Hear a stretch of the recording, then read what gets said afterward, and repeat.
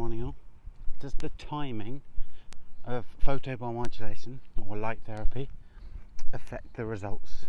Now, we've talked about the importance of morning daylight, we've talked about the importance of even kind of in the circadian dead zone, as it were, but there's still the importance of light or obtaining light in that kind of middle portion of the day. And we've also talked about light in the evening and how each of those things has a slightly different effect on the human body. But what we are going to look at today, or what I'm going to talk about today, is does the timing of photobiomodulation like LLLT or LED kind of lighting, does the timing of that affect the outcome of certain elements of it? And a paper published recently suggests yes, it does. So if you are interested in improving your ATP production, so your energy production, as it were, the body's energy currency, as it were, then you might want to look at making sure that your time in front of the LED device is obtained in the morning time.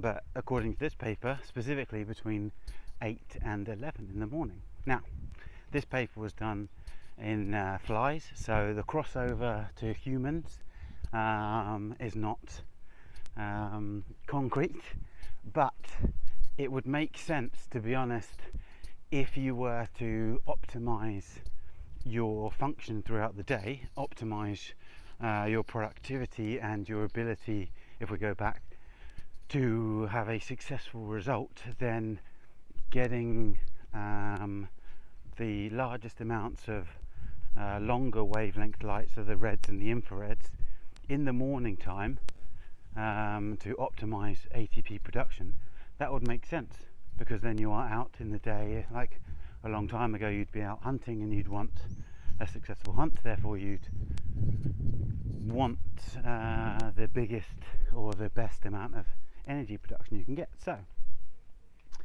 and this also builds upon a couple of other studies that have shown similar results.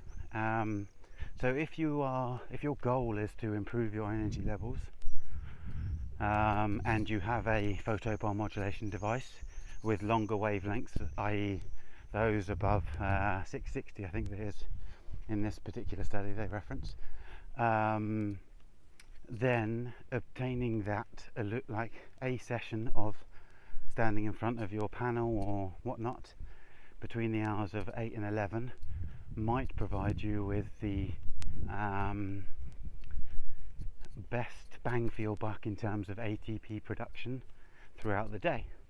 Now, that is only one aspect of photobiomodulation, as we have discussed many times, or I have discussed many times before. So ATP production is just one of the many benefits where the research has shown clear and obvious positive effects of photobiomodulation with those particular wavelengths of light.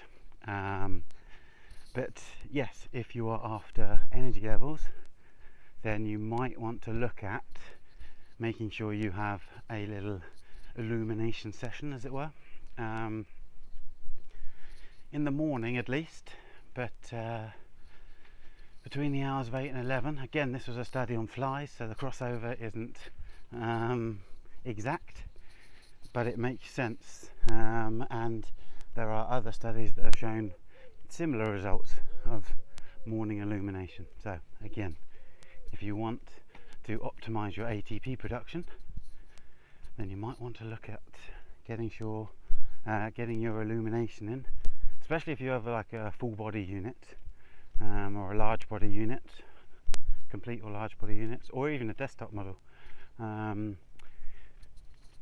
You might want to look at getting those shining on your body in the morning to improve your productivity and your ATP production.